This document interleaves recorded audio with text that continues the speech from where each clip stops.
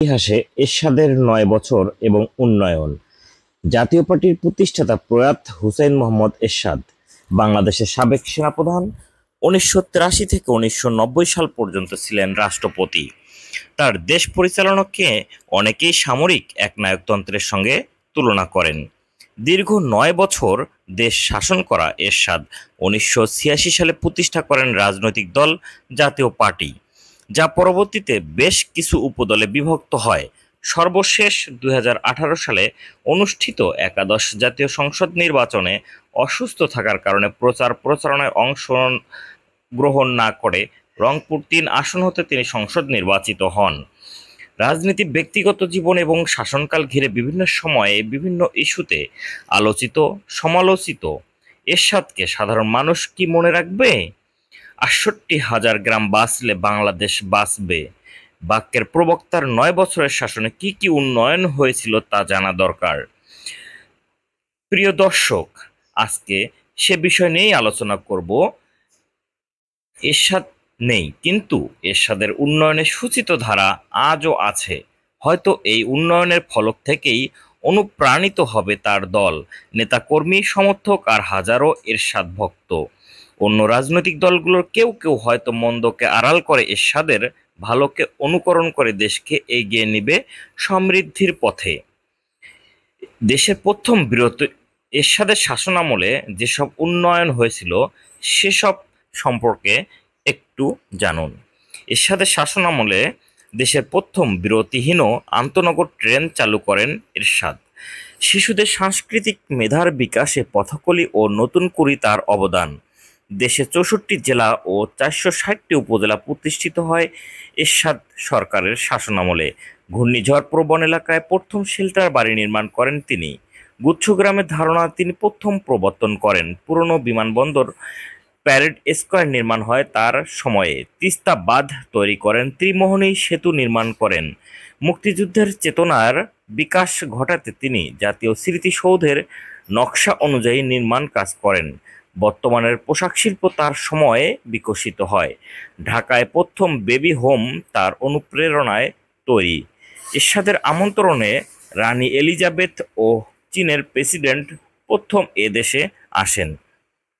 তার শাসনামলে বিশ্বের প্রভাবশালী প্রেসিডেন্টরা এদেশে আমন্ত্রণ পেয়েছিলেন। তিনি আমেরিকার হোয়াইট হাউসে প্রবেশ করে সেখানে বাংলাদেশের পক্ষে ভাষণের সুযোগ পেয়েছিলেন।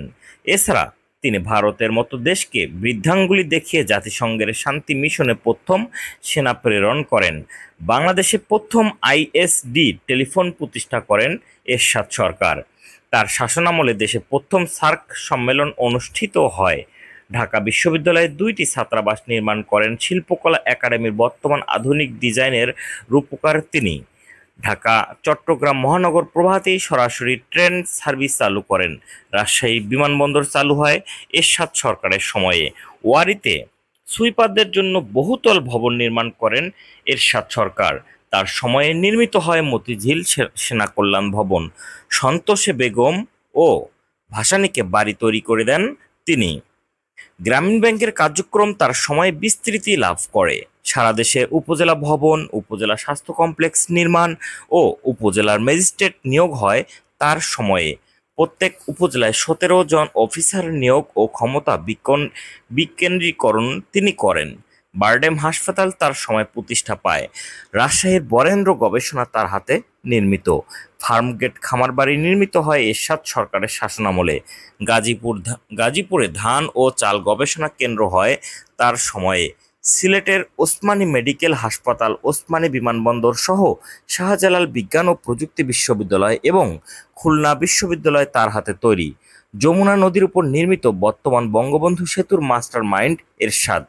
বুড়িগঙ্গা, কাঞ্চন, হালদা, মেঘনা, গোমতী, কর্ণফুলী, রূপসা, দ্বিতীয় বুড়িগঙ্গা, টঙ্গী ব্রিজ সহ মোট ৪৩টি বড় বড় ব্রিজ এবং উত্তরবঙ্গ সহ সারা দেশে উন্নত মানের সড়ক যোগাযোগের ব্যবস্থা হয় তার শাসনামলে। মুজিবনগর স্বাধীনতা সৌধ নির্মাণ, ঢাকা কেন্দ্রীয় শহীদ মিনারের বর্তমান আদলে ফিরে আসার সূচনা হয় তার সময়ে। বায়তুল মোকাররম জাতীয় মসজিদের সংস্কারেও তার অবদান রয়েছে।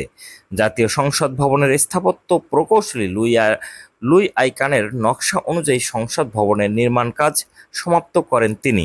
ঢাকা বিশ্ববিদ্যালয় এলাকায় ৩ নেতার স্মৃতিসৌধ বানিয়েছেন এরশাদ।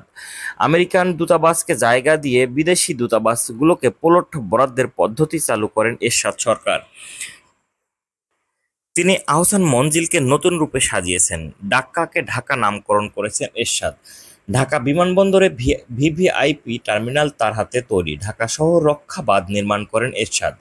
সুপ্রিম কোর্ট মাঠে ঈদের জামাত শুরু করেন। ওসমানী মিলনায়তন এরশাদের আমলে তৈরি। উত্তরা ও বারিধারা হাউজিং এর উন্নয়ন ও প্লট বরাদ্দ করেন তিনি। যাত্রাবাড়ি, গাবতলী ও তেজগাঁও বাস টার্মিনাল তৈরি করেন এরশাদ। ঢাকায় ১ ডজনেরও বেশি শিশু পার্ক নির্মাণ করেন। ঢাকায় আধুনিক রোড ও ট্রাফিক সিগন্যাল তিনি প্রথম স্থাপন করেন। ঢাকায় গরুর গাড়ি দিয়ে ময়লা ফেলার পরিবর্তে ট্রাক প্রবর্তন করেন এরশাদ। বিদ্যুৎ, পানি ও গ্যাস সরবরাহের সময়ে উপযোগী উন্নয়ন তিনি করেছিলেন। তার সময়ে মসজিদ, মাদ্রাসায় বিদ্যুৎ বিল মওকুফ ছিল। চিটাগং বন্দরে প্রথম ৯ মিটার ড্রাফট জাহাজের জন্য জেটি ও ৫টি নতুন শেড বানিয়েছিলেন তিনি। বিআইডব্লিউটিএ এবং বিআইডব্লিউটিসির মাধ্যমে দেশের নদীপথ ও স্টিমার সার্ভিসের আধুনিকায়ন করেছেন এরশাদ। সারা দেশের গ্রামগঞ্জে পাকা রাস্তা করার জন্য এলজিইডি নিজে সৃষ্টি করেছেন। অফিস, আদালত সহ সকল ক্ষেত্রে বাংলা ভাষা প্রচলন আইন তৈরি করেছেন। শুক্রবারকে সরকারি ছুটির দিন ধার্য করেছিলেন তিনি। বাংলাদেশের বাণিজ্য, গবেষণা এবং জাহাজগুলোতে দেশের পতাকা প্রথম উড়িয়েছিলেন। রাজশাহী বিমানবন্দর তার হাতে পুনরায় আধুনিকায়ন হয়। সিলেট ও চিটাগং বিমানবন্দরকে বর্তমান রূপ তিনি দিয়েছেন। রেলওয়েকে ২টি বিভাগে তিনি ভাগ করেছেন। তার সময়ে ৩০টি ইঞ্জিন, ১৬০টি যাত্রী বগি ও ১,২৫৫টি মালবাহী বগি রেলওয়েতে যোগ হয়েছিল। সারা দেশে ২৭৭টি রেল স্টেশন আধুনিকায়ন করা হয় তার আমলে। ৩য় শ্রেণী অবধি ফ্রি বই তিনি শুরু করেছিলেন। তার শাসনামলে প্রথম ২ বছরে দেশে প্রায় ১২,০০০ শিক্ষক নিয়োগ হয়। এরকম ৩৭৭টি বড় বড় কাজ তার নামে ইতিহাসে লিপিবদ্ধ আছে। এছাড়া আরও হাজারো স্থাপনা, ব্রিজ, ছোট ছোট সেতু, কালভার্ট তৈরি হয়েছে এরশাদের শাসনামলের ৯ বছরে। এত কিছুর মধ্য দিয়ে এরশাদ এই দেশের উন্নয়নে অগ্রযাত্রার সূচনা করেছিলেন। সেই পথ ধরেই একের পর এক রাষ্ট্রপ্রধান ও প্রধানমন্ত্রীর হাত ধরে এগিয়ে যাচ্ছে বাংলাদেশ।